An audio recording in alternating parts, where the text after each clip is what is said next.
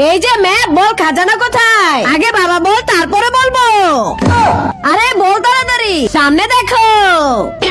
হ্যাঁ ওই তো খাজানা, চল। আবে সালা, এটার মধ্যে তো লেবু। পিছে দেখো,